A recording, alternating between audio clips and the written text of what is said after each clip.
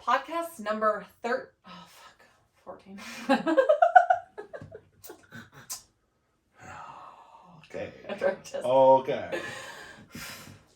Podcast number 14. Podcast number 14. Yeah. And probably the last one in our home office, for sure. For sure the last one. For sure, last one in our home office. Yes. And the next time we do one, we'll be in our office space and we'll have a banner. I know. We'll be in our office. Yeah. This podcast, we are going to talk about society norms. Yeah, breaking societal norms and kind of how the lifestyle does that, and just things that society tells us the way that we have to live. Thank you for checking out the Impulsive Duo podcast. Remember, our content is for 18 and over. Make sure to hit that subscribe button. And this is something that I have really passionate, big passion of mine for the past couple years, and literally has changed my life just in being okay with the way that I live my life. Yeah. I mean, because it is, a lot of it is women. I mean, there's men and women's side to this, but yeah. There is, but I mean, it's such a society norm of, you get in a relationship, you get married, you get a house, white picket fence, you have a couple kids, and that's the key to happiness. And then if you're not happy, what's wrong with you? Why are you so selfish? What's wrong with you if you don't enjoy that? Why are you... so women, we're taught as, women that we're supposed to be, a little more submissive, and we're supposed to be good, get married and have kids and be good wives and have food on the table and cook and clean. And even if we do work, it's like, well, if you work, why can't you still handle all of these things? And what's wrong with you? And other women can handle it. And you're, supposed to be monogamous and straight. And society just tells women that they're supposed to live in these, we're supposed to always look good and dress good, and we're supposed to live up to these standards. And then it's like, what's wrong with you when you're not? And women that, then women suffer from, I'm not saying that men don't suffer from these things, but, and then there's women out there and they're suffering from postpartum, and they're suffering from, depression, and they're not happy. And what's wrong with you? Why are you should be happy. I've given you everything, you have everything you've ever wanted. Mm-hmm. Why are you not happy? And I struggled with that for years. I mean, it's one of the reasons I've stayed in relationships and toxic relationships. I've been in toxic situations, because I was going to would be frowned upon and looked down upon by these men in my life, if I left. I had some very strong, influential men in my life. I mean, my dad, I have 2 ex-husbands, who I felt like for the majority from the time I got pregnant at 21 to the time I was in my 30s, controlled every move I made. Like, I couldn't make my own decisions without being, and if I did, there was someone out there that was going to tell me it was wrong. Mm-hmm. And it wasn't okay. And I struggled with that for years, and I stayed in situations that I didn't want to be in, and very fearful situations, and felt trapped and verbally abused, and that's, I think, the case with a lot of people. I mean, we run into it a lot with society normals. So, one, people don't realize that we're not married. Probably never get married. Not legally. Well, we can't say never because of how our personalities are. I really think that's something that I may have a firm belief on, is that I will never legally get married. I will be emotionally married to you, emotionally committed. I will wear a ring. I would absolutely 100%. I would, I never want to cheat. I never want to be with, anyone else in this type of relationship. But I don't know if I could ever legally be bound to somebody just based on past trauma. I don't really want to be bound to anybody. So it's one of those things that we... But that's okay. And that's the other thing we talked about in the car. We were talking about in the car, is that some people are okay with that, situation. And that's okay. We're not saying we're anti-marriage or people shouldn't get married. Our personalities are not that way. We get this trapped feeling. We get scared. We get this, now what? But that's who we are. And for people... And then and do people say that you have to conform? Yeah, and then we're like, what's wrong with you? Why can't, what's wrong with you? Why wouldn't you want to do that? That means you're not really committed. And it's like, why do we have to live consistently up to society's standards? Because society tells us we should get married and have a piece of paper? Like, that's what's so irritating. I will go on this soapbox for a very long time. But it is what's irritating, because it's like, okay, we are swingers. We're in the swinger lifestyle, and then everyone says our marriage will fail, or we're not getting married because we're in this lifestyle.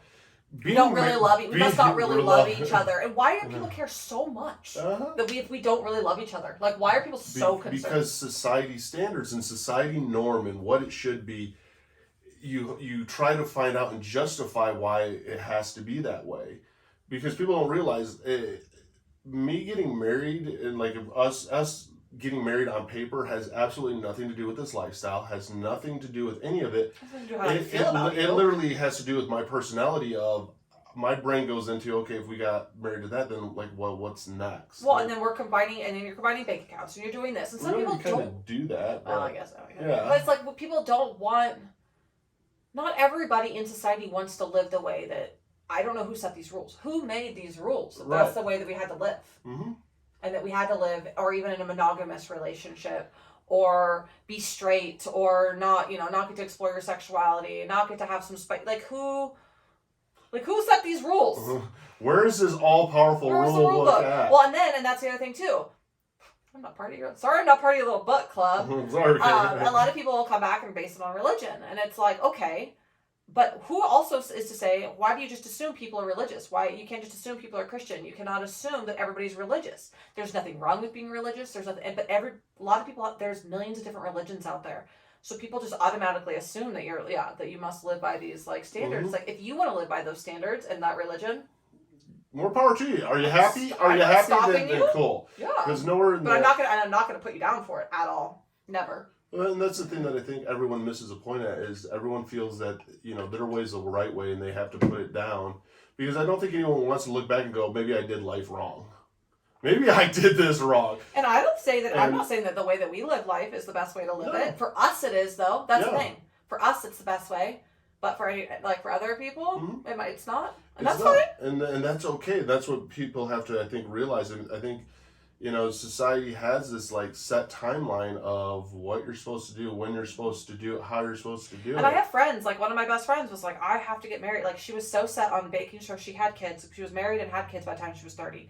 And so it was like, she felt like, and like she was in a relationship for a while and she was getting older and it was almost like she rushed into it. All we wanted in our 20s was to find men and be wives and have kids. Settle down. Yeah, and have a house. And we're like, and then here we are in our later 30s and we, we're girlfriends. We get together all the time and we look at each other and we're just like, why? Why were we so gung-ho on like meeting these deadlines and doing this? Like there's still so many things like that we didn't, did we not get to explore? Like who are we outside of doing the, being a wife, being a mother, going to school, who are we outside of that? What would we have done if we didn't just conform to society? Mm-hmm. What would we have done with our lives? Mm-hmm. And so then here I am in my later 30s, out of a situation. It took me a long time to get out of a toxic situation, finally get to live my true self, embrace my sexuality, find a partner that loves me for exactly who I am. I could do literally like be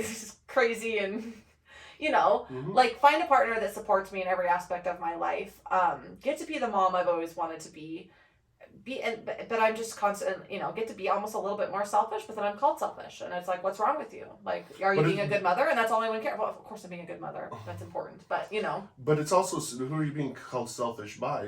Selfish is different, Well, by people. everyone. Not by me though. And no, not by you. And see, that's the funniest part is what people don't realize is there's just so many aspects of it, and it's like, who says that this is how it's supposed to be? Mm-hmm. The funniest thing is that I think somebody's going to be a better parent whether you're married or not married if you're happy and you're living the life that you want to live. Yeah, and it's so true. And kids see their parents happy and living their true self, and like I was in a relationship for a long time, and we tried to force something that just wasn't, and now we're in completely different places in our life, and and there's times where it's like, oh, he's doing this, or he might get mad at me for the lifestyle that I'm living, but we just wanted different things in our life after a while. Like, and that's okay too. Mm-hmm. Like, it's okay if he wants to have a white picket fence, monogamous, like. If that's what what you find joy in, that's absolutely okay. But it's like, let's not shun the people that want to step out of those little bit of societal norms and live their life a little bit differently. It's like, why, why do those people have to be shunned? Like, why, looked down upon? And that's the cool thing, about us even getting into the lifestyle then all of a sudden is that, you realize how much society norms don't really matter, and just happiness matters. Yeah. And just living your true self and your true life matters. And then you're a better partner, you're a better spouse, you're all that because you're happy. Yeah.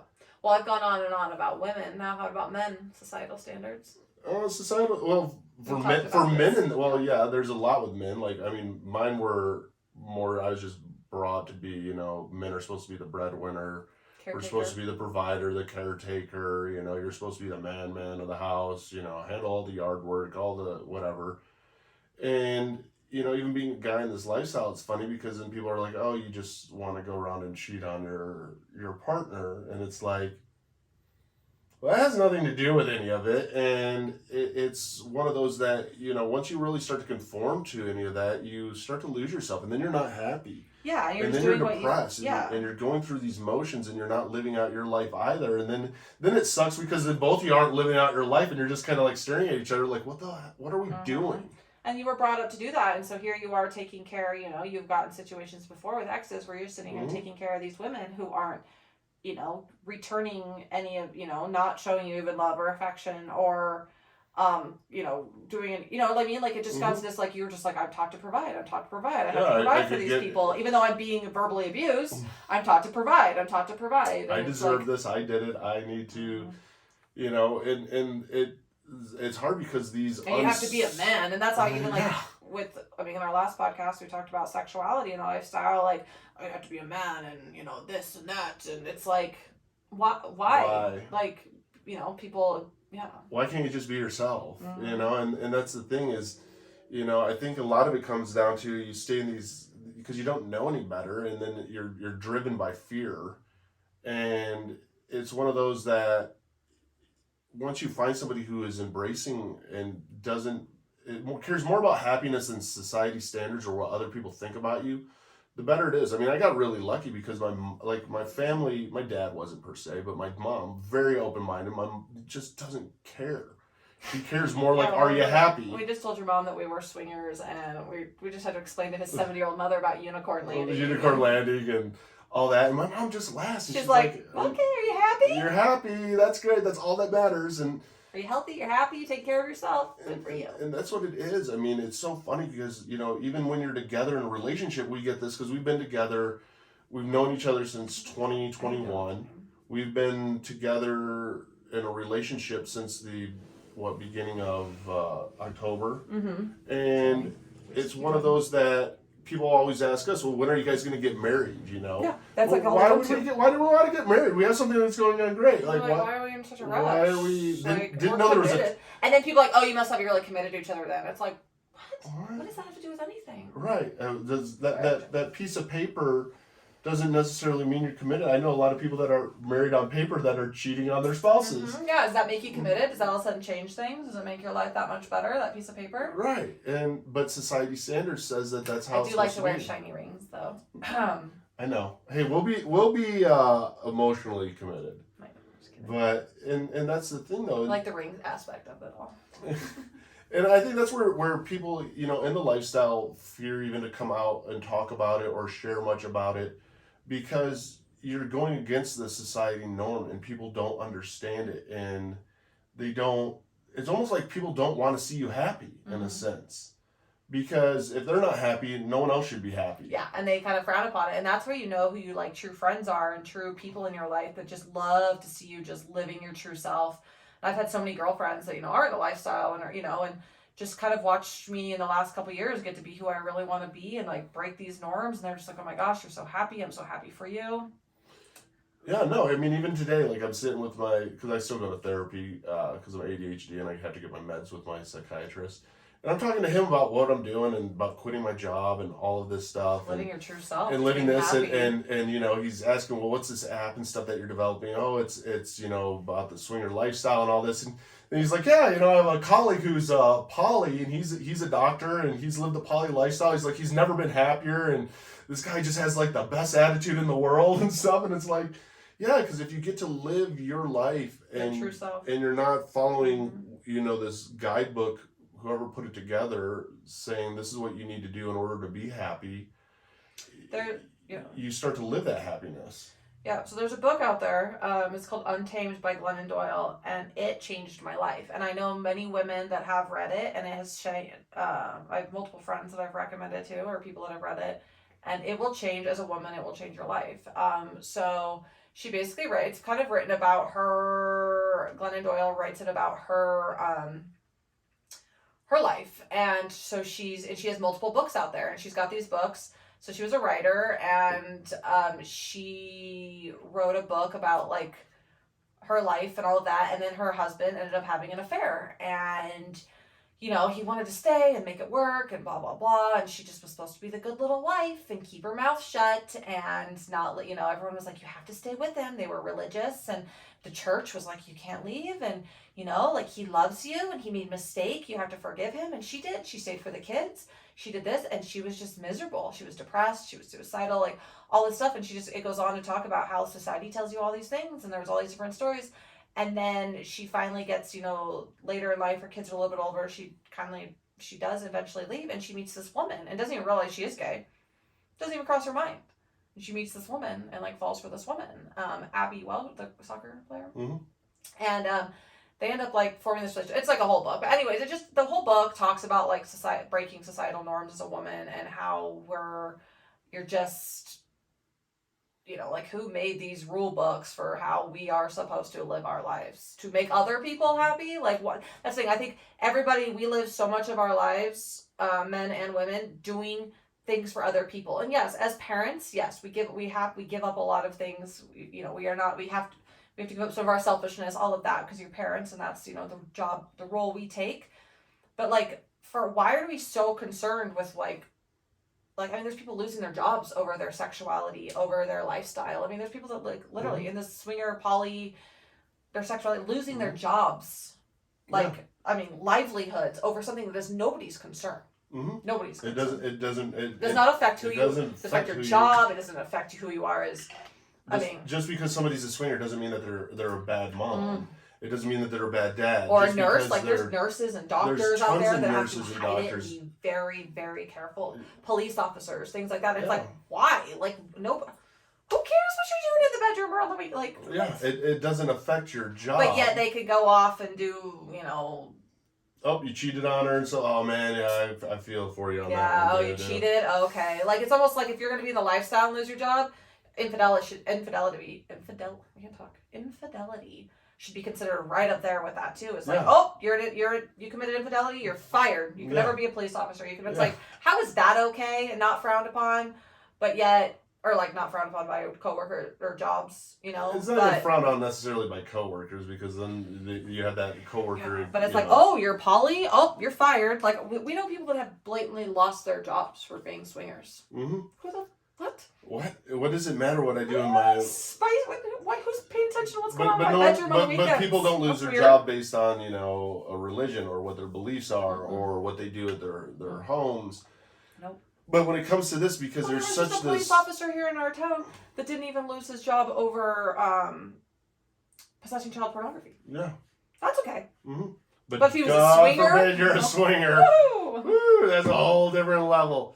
And that's the sad part, is that the swinger lifestyle gets so wrapped into something that it's not. Mm-hmm. And that's why we share about it so much, because it's not what everyone, what a lot of society thinks that it is. Your marriage is doomed to fail. You're not in love with each other. You're doing this constantly. No, I think I can say this, I've been married, and my communication with you is better than anybody else. I've been more open with you about life in general than anyone else. You're the only person ever in my entire life to have all the passwords to all my stuff. Like, if you ever wanted to see you could, because I trust you and I can be that transparent. I don't really want to know. Like, I don't really, you know what I mean? Like, I'm like, I trust you. We talk, so like, I don't have a desire to go through your stuff. No, but that's the thing, is like your text messages do pop up on the laptop all day. It's really annoying, but that's how transparent with each other that you can be in this lifestyle. Like, there's so much healthy sides to this lifestyle, and it's not for everybody. Some people's personalities don't mesh in this lifestyle. And that's what we mean by like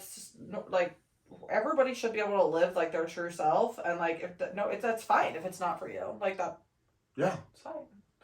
But it's like, why are we just so gung-ho on putting people that are in the lifestyle, that aren't living their normal, like, you know, or not even just lifestyle, like, just like, you know, not getting married or not having kids or living this, like, you know, having kids. Like, I had a grown man tell me, like, right after I gave birth to my son, you know, very religious, older man. He was a very good friend of my parents. I saw his wife was a teacher. I saw him. I'm just leading some of these details, so if anyone listens to podcasts and can maybe someday figure out who it is. He looked at me and he goes, and I wasn't married after I had my son. I was with my son's dad, but we weren't married yet. And he looks me up and down and he's like, you should probably figure out how to stop having those. And like pointed at my son. And I wasn't married. This is a grown man, like saying this to like I would say Major's daughter. Like this, like, like what kind of human being says that? Yeah, and like I heard I'm a good mom, like I had a job, like I was in a good relationship. I just wasn't fully married yet. And it was like, what, because I'm not following your societal norms or your religion? It's like, I'm not doing anything bad. I wasn't hurting anybody. Like I was being a good mom. I wasn't living off, you know, and I wasn't even like living on like government assistance or anything. And I was working and I was just like, oh, okay. And like the way it made me feel was like trash. And I was like, okay. And that's the whole thing in life, is there's so much about putting down. And that's the cool thing too about, you know, than just in the lifestyles, you do need those like-minded friends that aren't society standard and they don't live by the society and you can go out norms. to dinner. Like we went out to dinner with some friends last Friday night, and like it was just fun to like, you literally can talk about anything. You're not watching your mouth. You're not watching what you say. You're not worried about offending anybody.